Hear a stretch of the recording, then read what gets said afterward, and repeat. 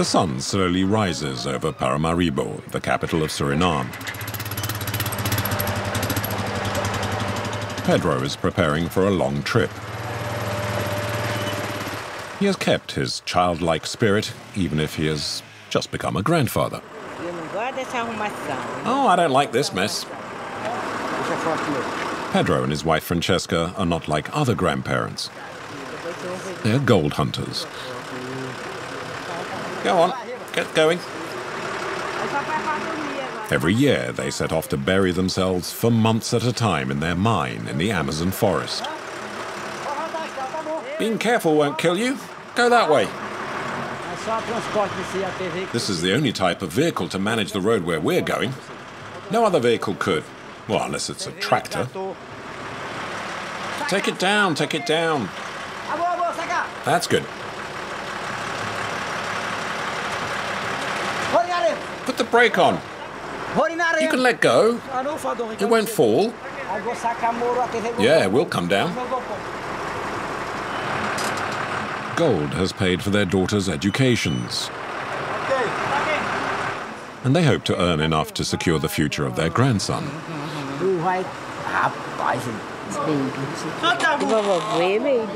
He's our first grandson. He's a man. But he won't go into the forest like his grandpa. No.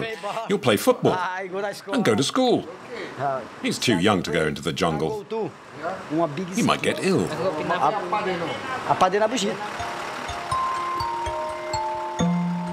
Pedro and Francesca's journey will last several days. 200 kilometers through the jungle on the road to gold.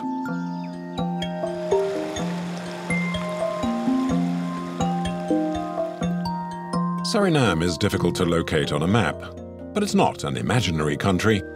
Suriname is in the heart of the Amazon. A jungle country, 163,000 square kilometers covered with virgin forests. Very few roads, a few tracks, and notably, a lot of large rivers. Waterways where canoes are the trucks. Suriname is the least populated country in the Americas with barely 500,000 inhabitants. The majority of the population lives in the capital, Paramaribo. Suriname is a land of adventure. To get from one village to another, one usually takes not the road, but the river and its unpredictable waters. Suriname was a Dutch colony largely built on the African slave trade. Their descendants still live there and now work for the gold diggers, the garimpeiros. 15,000 to 30,000 men from neighboring Brazil. Suriname is their El Dorado.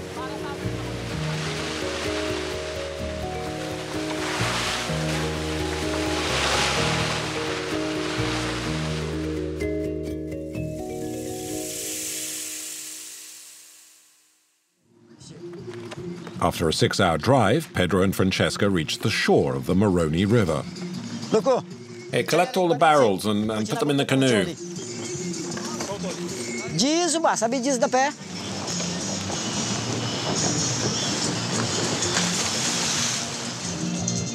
They must now load 2,000 liters of gasoline, 3 tons of diesel oil, 100 liters of water, dozens of kilos of rice, vegetables, potatoes.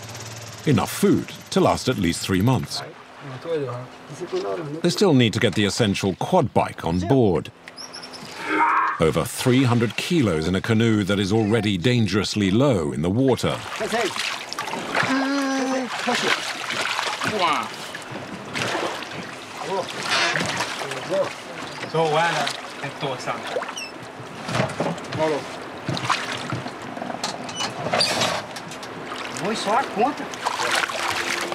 Pedro is hardly reassured.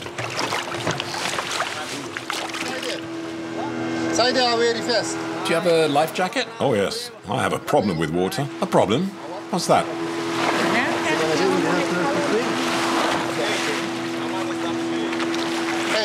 You can't swim? No, I'm scared. Francesca, aren't you scared? No.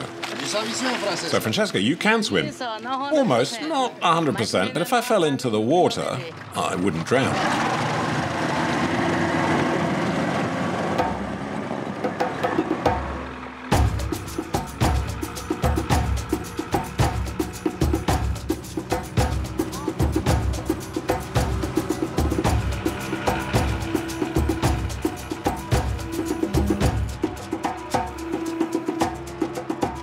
Pedro financed this expedition with the money he made from gold last year. Everything he has, he's ploughed into what's on board. But the old canoe is overloaded, and the water is already seeping in. And the rapids are close by. Here it's calm, but further on it's rough. There are more waves. That's why I wear the vest. The river level has dropped significantly, following the year's severe drought. The silhouettes of the rocks are a constant menace. A large canoe sank here, near this cove. Now we're getting closer to the smaller rocks. The guy will have to steer the canoe using one foot on the rocks and the other in the canoe. Mind the rocks. Look out. Mind the rocks. The canoe would break up if it hits a rock.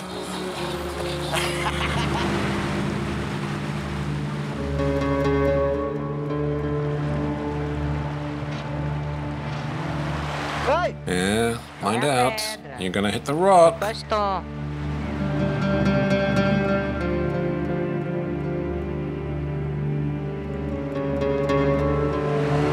He's a real nutcase. What Pedro and Francesca feared has happened. The overloaded canoe is stuck on a sandbar. Hey, come on, friend, come down. Get out of the boat and to help us. But the boatmen are cautious, not jumping without seeing where they put their feet first. If your foot goes between two rocks, you break it. You break it. Yeah. So when you jump, you need to know how you jump. And you know? Yeah, I've done this many times. Too late. The boat has drifted.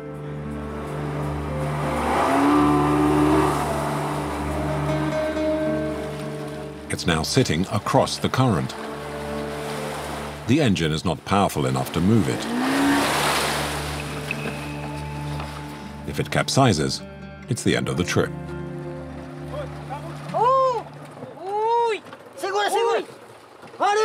Hold the boat! Hold the boat! Go on, quickly now. Get up ahead.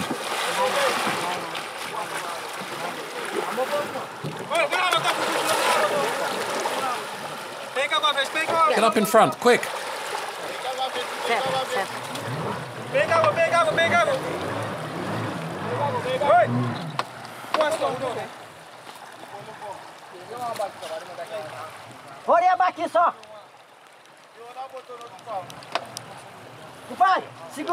Tie that box up so it doesn't fall off. The situation worsens when the canoe touches bottom.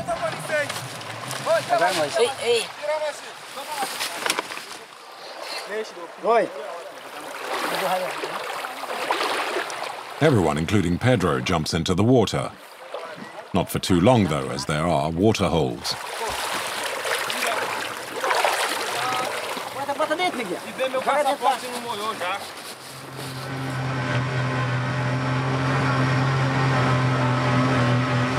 One hour later, the boat moves a few centimeters. It's enough to refloat it.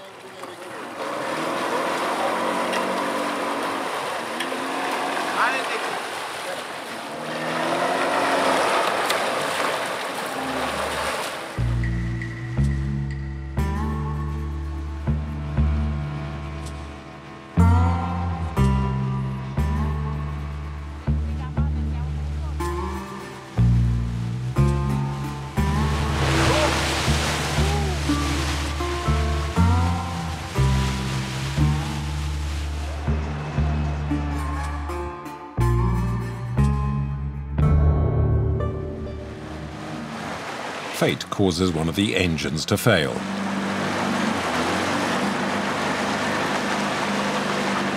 And if that was not enough, it's almost dry. Pedro notices a leak in one of the tanks and the loss of dozens of liters of diesel. There's a hole here.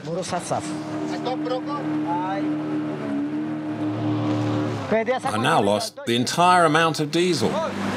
You need to fix this thing, otherwise you lose even more.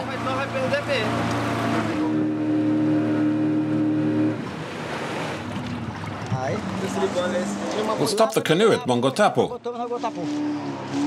And I'll put on a plastic washer. Mongotapo is a village in the jungle not far from the Moroni. It's where they hope to find a new engine and repair the leak.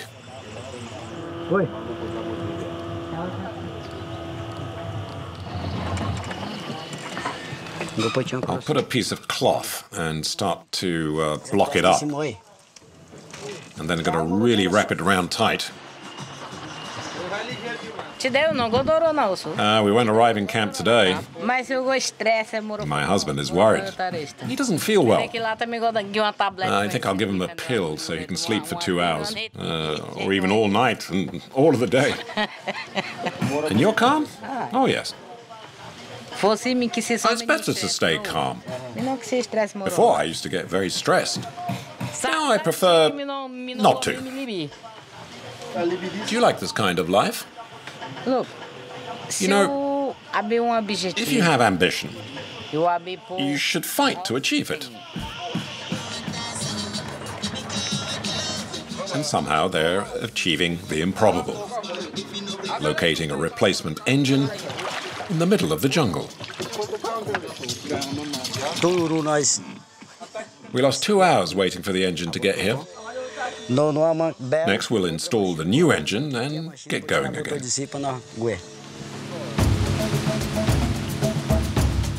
The canoes set off at full speed. Pedro is adamant about arriving at the midway camp before nightfall.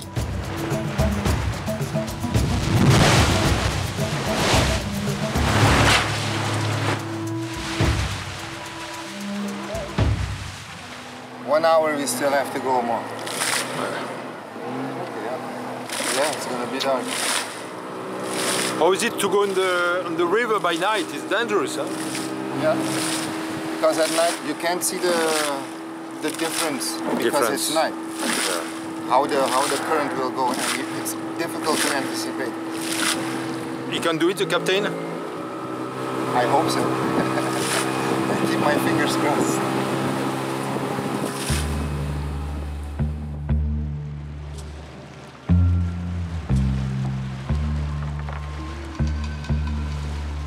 Now it's a matter of trust. I'm afraid the boat's stuck. The level of water is low because of all the rocks underneath. Look, you see? You see all the rocks? They're everywhere. You can see why he can't go faster. I don't like to navigate at night, but on we go. It's not much fun to be here.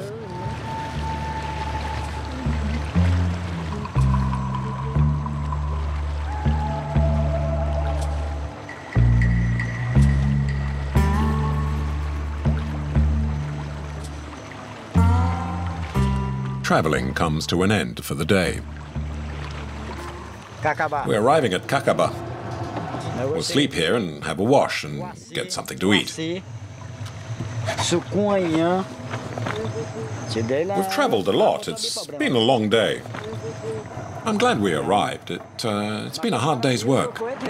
And tomorrow will be even trickier. His last words are ominous.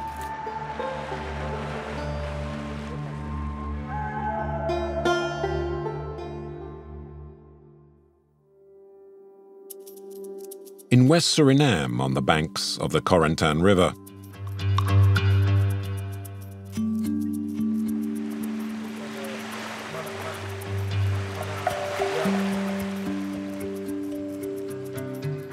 A light pierces the night.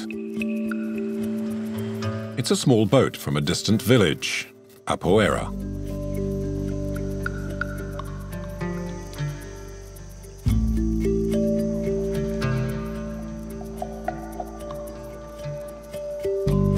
The villagers sailed all night to reach here. It's low tide, and the pontoon is located 3 meters off the ground. The 30 or so passengers are a little nervous.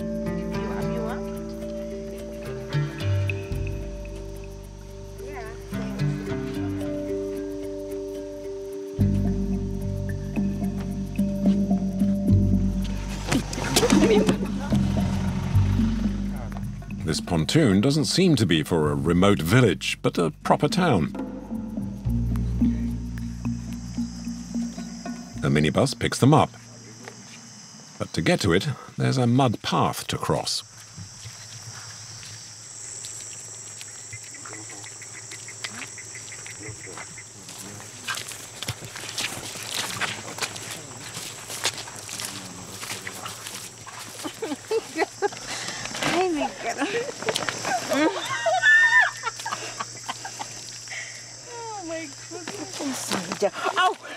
There's never been any casualties, but last week the passengers killed 2 poisonous snakes. Yeah? Oh my goodness. Fucked up, man. Road is fucked up. It's soft. Soil is soft. Too much water.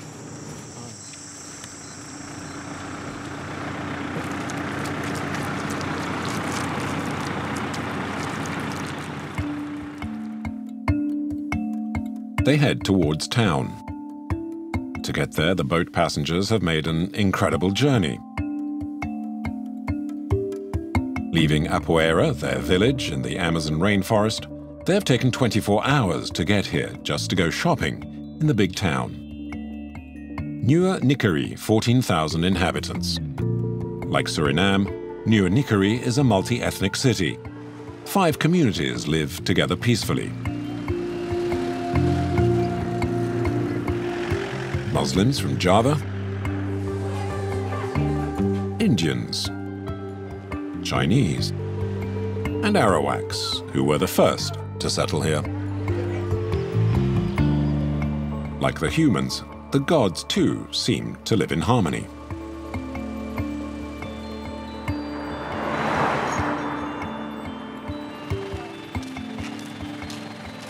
The passengers arrive in town at around 8 in the morning. They have a lot to do and little time in which to do it, as the boat departs again in the late morning. Felix wants to sell his pineapples in the market. Back home in Apoera, all you need to do is just bend down to pick them up. But here, they're worth a lot of money.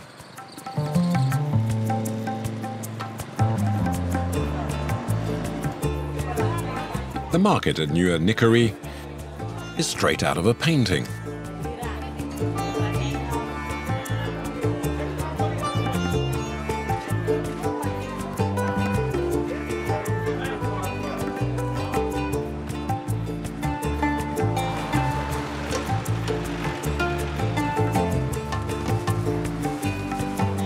The city people love Felix's sweet pineapples.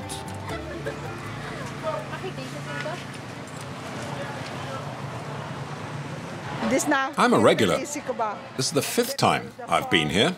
This is the best pineapple in the market.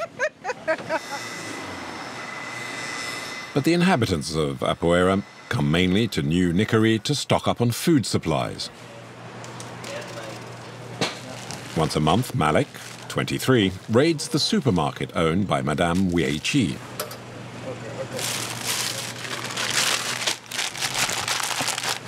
I buy some groceries for home, back home. So I buy flour, vegetable oil, coffee creamer, and coffee. And so, why do you buy here and not in Apoera? I tell you because Apoera it's a bit expensive. Yeah. So it's better I come here once a month, and this will keep me up for the whole month. And this will keep me for the whole month. And for your family? Yes, for me and my family. Yes.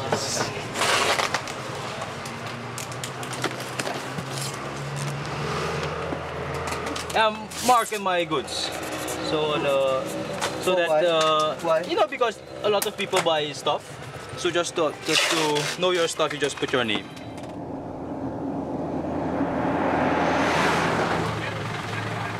Four hours after their arrival in the city, the passengers are once again on the muddy road to the pier.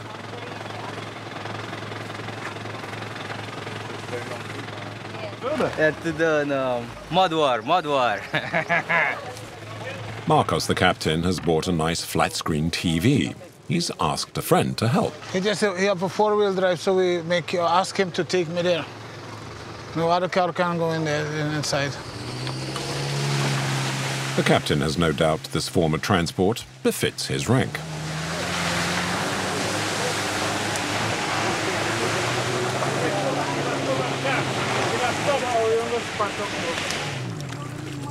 The passengers, though, are wading through.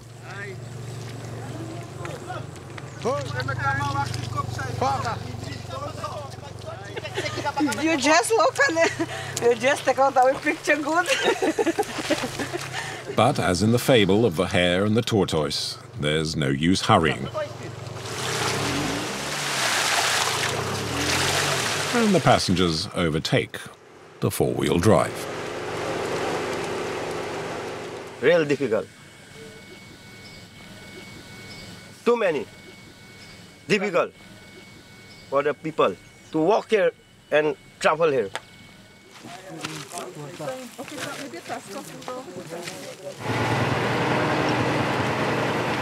Finally, a tractor comes to help.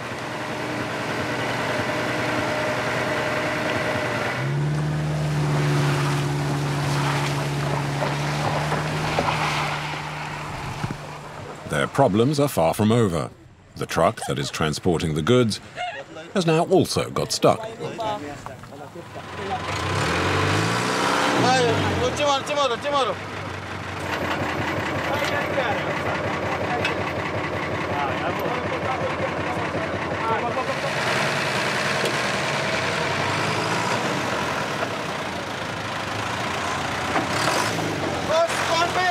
Come on, this way. As the hours tick by, all sorts of things show up on the boat.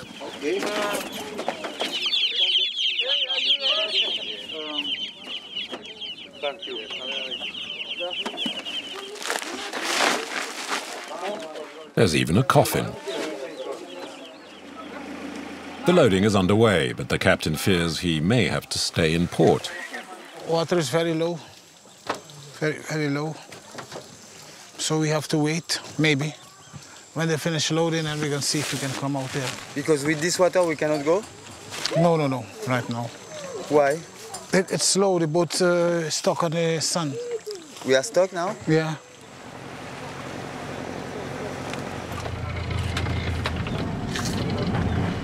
The old engine lacks power.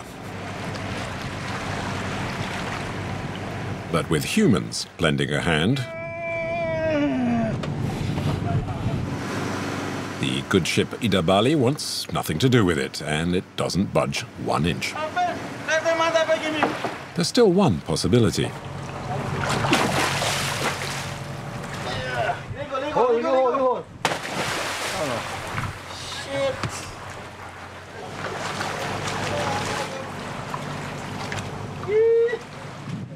Come on, guys. Let's go.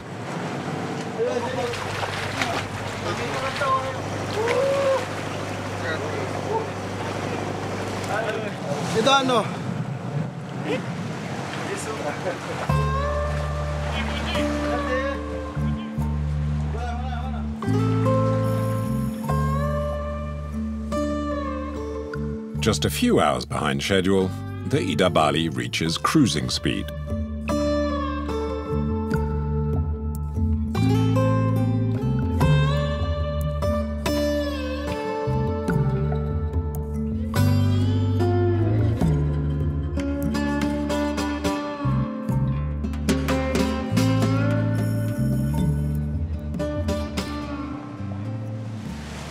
So now we travel to Apura.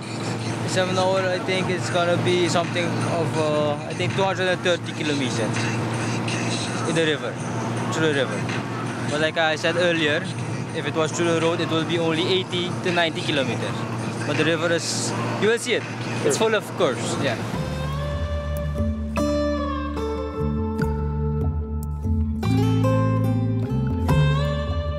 Suriname has its own sense of time. It's best not to be in a rush. The jungle imposes its own philosophy of life on the locals. But it's far from plain sailing.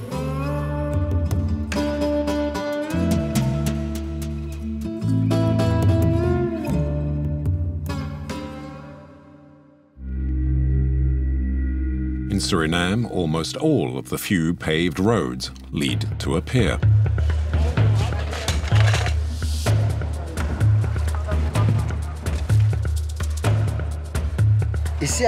From here at Achoni, there are no more roads.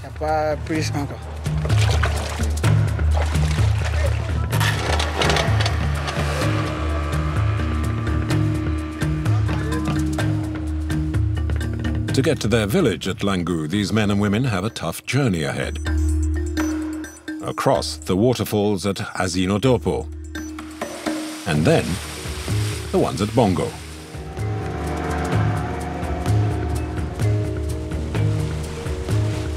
"300 years ago, their African ancestors, fleeing slavery, took refuge behind the walls of water and stone. But where once waterfalls were their protection, these days they've become their tormentors. It's impossible to negotiate the falls in a canoe. The only way is to go on foot, carrying all the cargo. The smartest have everything planned.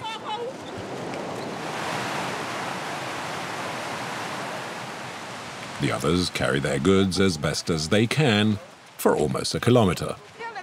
Mind the mosquitoes, they're really big out here. Further up, past the waterfall, they wait for another boat. But the boatman only has one engine, which he has to carry each time he makes this trip.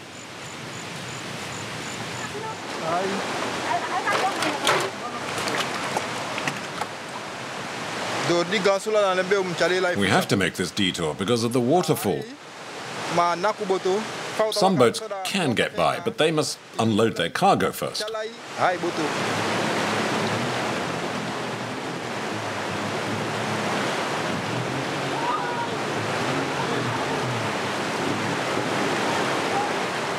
Leaving the engine and canoe behind is too great a risk.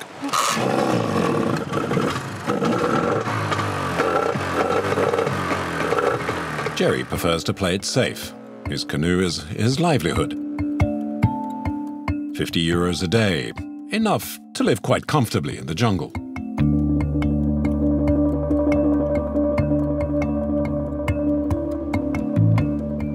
It's 2 hours in the canoe between the two waterfalls, then a 30-minute detour on foot to go around.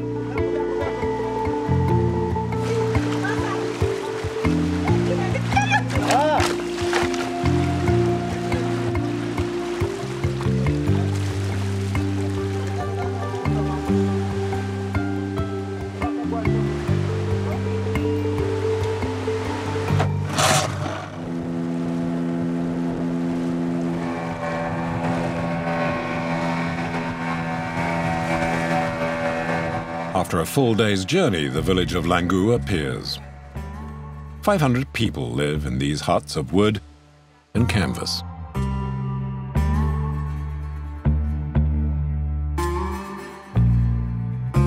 Time seems to have come to a standstill here.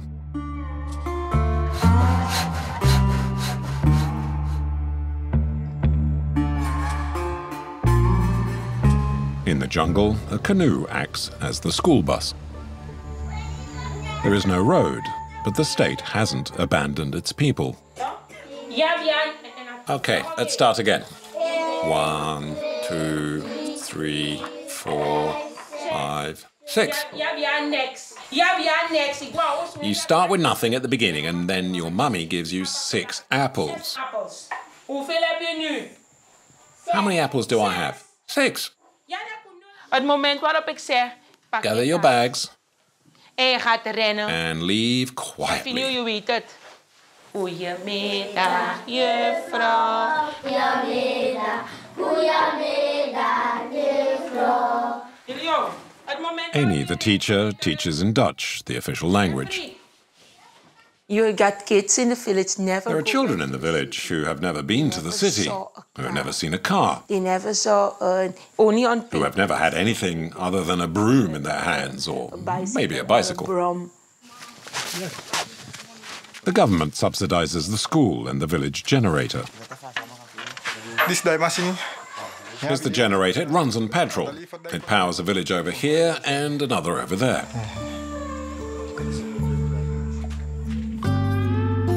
It's switched on at 7 every evening. But the next day the village may be without, as the petrol is about to run out.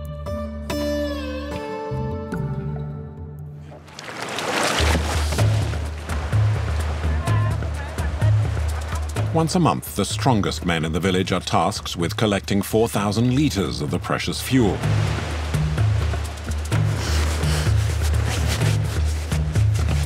Which is provided by the government.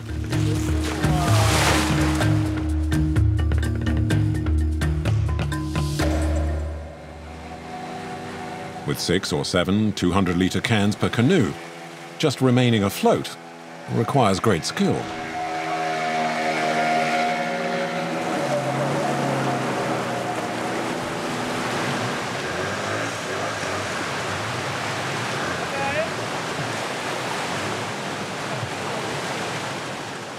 To work past the waterfalls, the men are forced to carry 20 cans of 200 kilos each for almost a kilometre.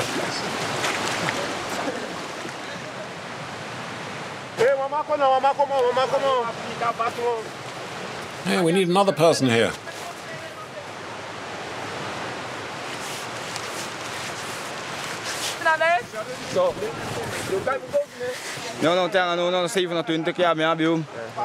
We've always had to do this, ever since the first people settled here. We're not equipped to carry such heavy loads, so it's hard work. It takes the villagers 5 hours to go around the 2 waterfalls.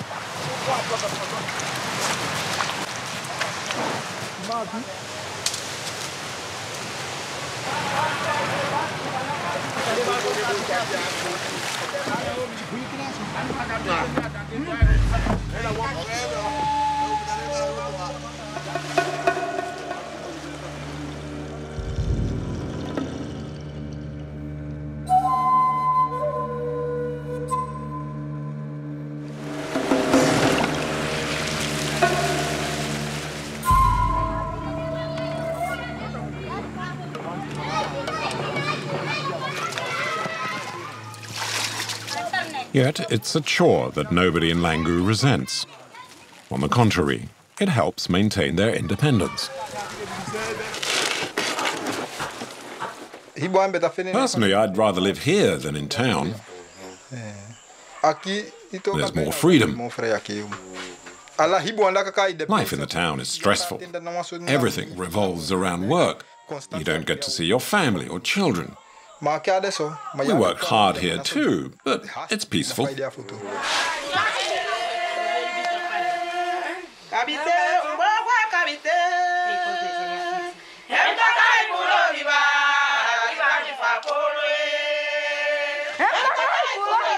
But in a few months' time, Jerry and the inhabitants of Langu might well find the calm shattered.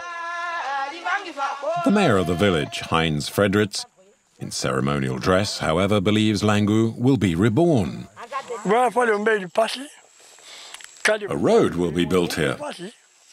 We'll finally be spared the misery of dealing with the waterfalls. Vehicles will be able to come all the way here. So a trip that now takes 6 hours by canoe will take no more than an hour by car.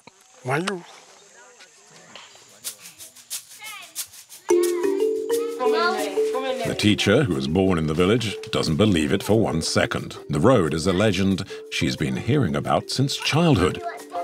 Wie moeten nog zoek krijgen? Since when I was young, my elders talked about it. And it is in the heart of the people. When you finish the road, it is a dream come true.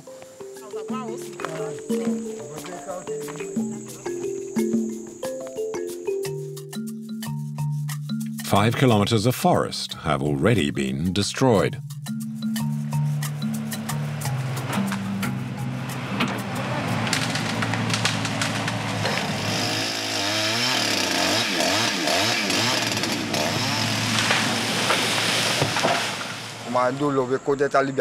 As descendants of slaves, the forest is part of our heritage, but we need some more modern things.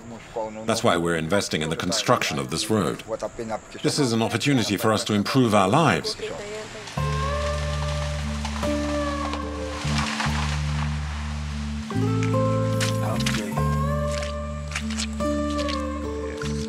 That is one day work for one machine, for one man. In one day, yes. They might dream of improvement, but the road is a virtual invitation to destroy the forest, especially for the gold diggers.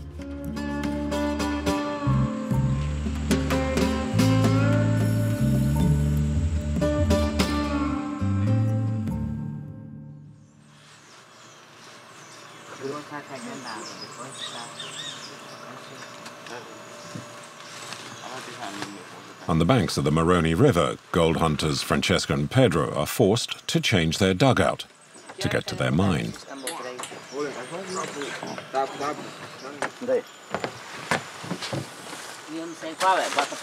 Like the villagers in Longu, they are constantly loading and unloading their cargo. It's better to take frozen meat. By the time you get there, it will already have thawed.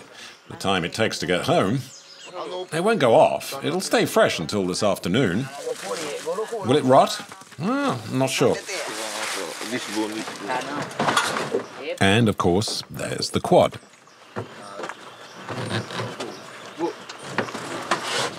To get where we're going, it's impossible to take the big canoe because the riverbed is dry and the tide is low. We'll manage with the smaller one. We'll get to the camp today. Maybe not in 2 hours, but 2 or 3 hours anyway. If everything goes well, that is, which is rare in Suriname. Especially when the arm of the river is littered with tree trunks.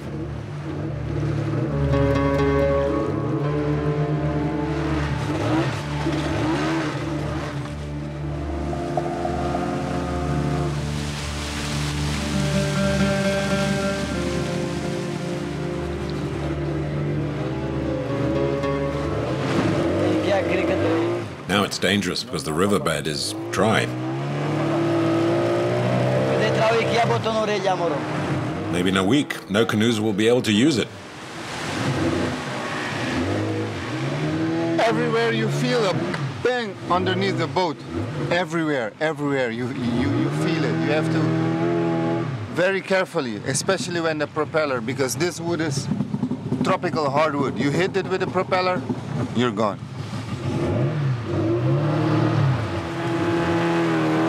The boatmen are all descendants of slaves and never leave their forest. It's a big responsibility, but these boys, at a very young age, they become mature. If you don't go to school, you have to work in the land. Since they are small, these boys are coming in the creek because they be hunting, they be fishing, they be cutting the trees and now looking for gold. Go in that direction. I can't anymore. Go that way.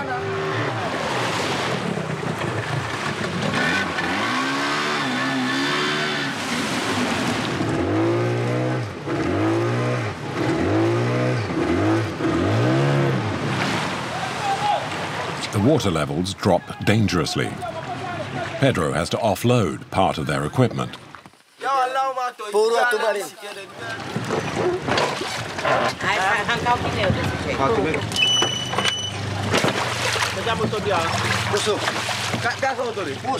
Hold it. Push.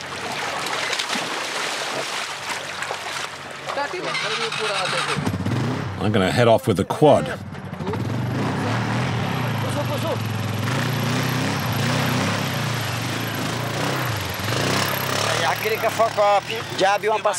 The river is not navigable.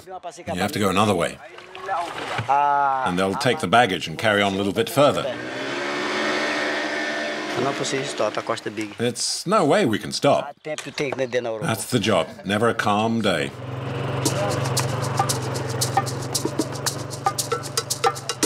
The gold mining region is a land of desolation. Miners such as Pedro helped carve out this secret pathway.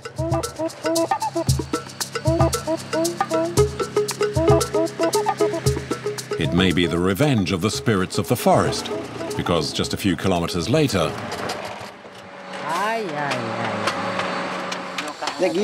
my dear, you see, the whole system has died. We need some new parts.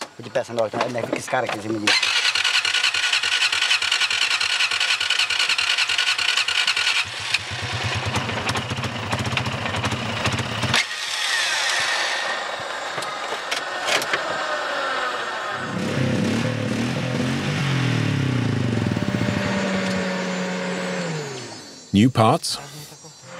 Fat chance of those.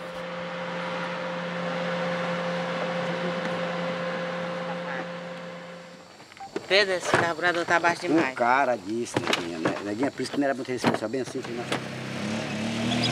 The machine restarts, but 1 hour and 4 kilometers later. Ah, você vai entrar para ali para ver? Para ali é barranco, eu acho. This time Pedro knows exactly what the problem is. A gasolina, Manqueira. It's the petrol. Carburetor. The petrol is of very poor quality. Gasolina, foco.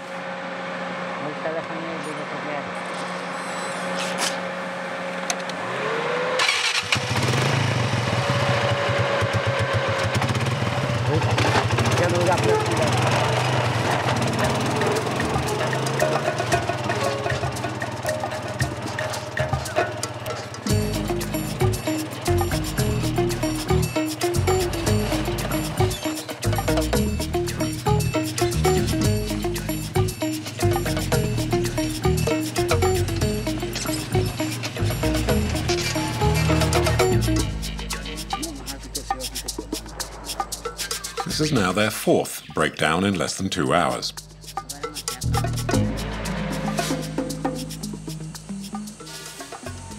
Under the canopy of trees in the middle of the day, it's 45 degrees, and the air is saturated with moisture. The couple is exhausted.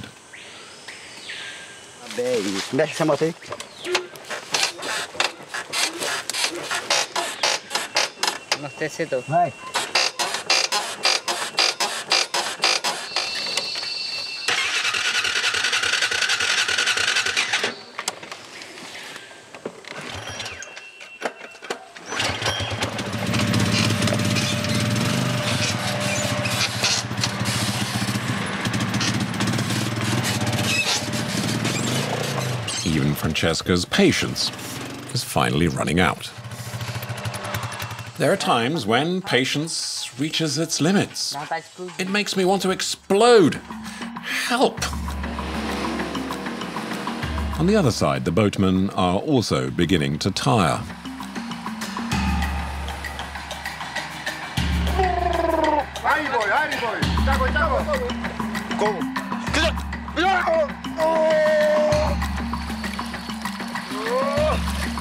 Come on, let's get back in.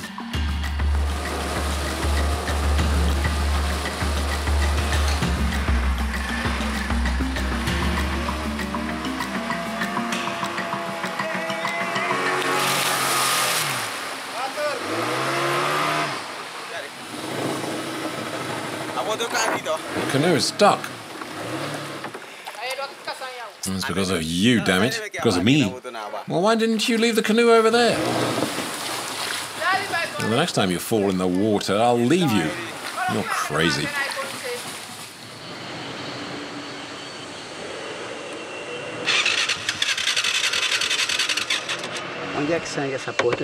Where is it leaking? Oh, Jesus Christ. My God. Calm down. Oh, we just need a little help.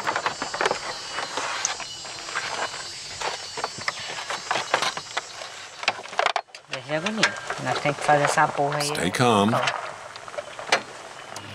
We can sort this out.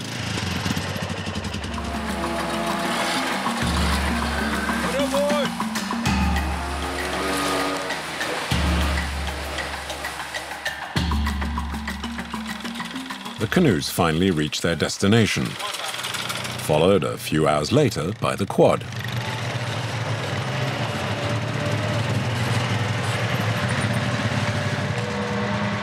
This is a kind of illegal river station from where all the garimperos in the region depart. There are no more rivers at this point. All travel is with a quad.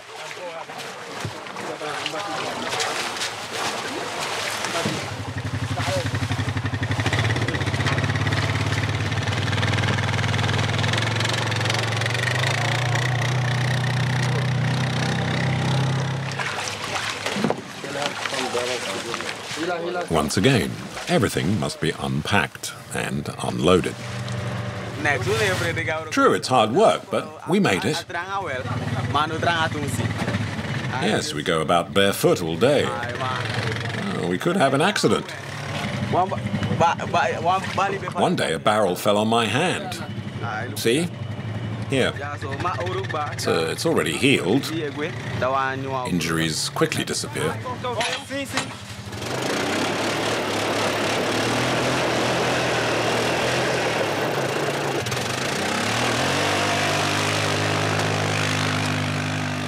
Getting the cargo up to the mine will take them till nightfall.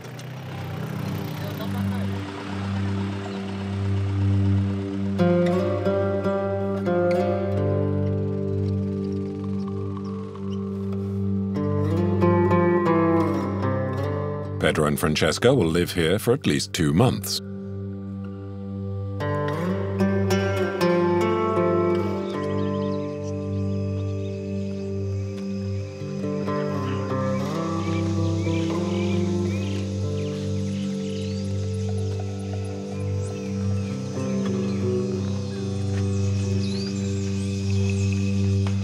At 6 a.m., the camp begins to stir.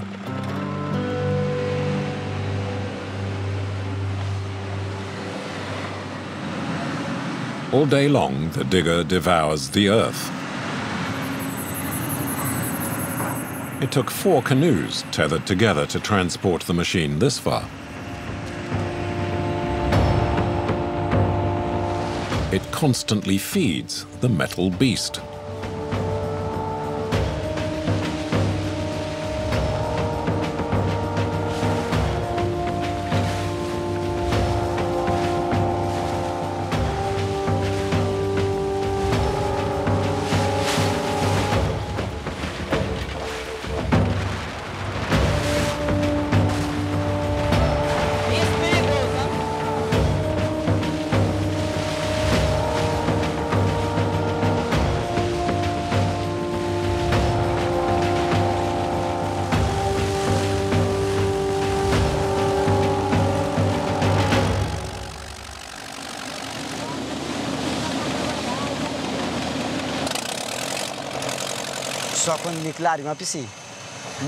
At this point, I don't know if we'll find gold.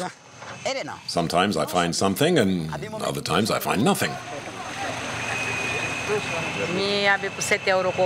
I do all of this to earn a good living, so I can have a decent retirement. That's why I work so hard. I always said I would never work for a boss. I just work for myself. We may not be earning much, but it's us who decide what we do.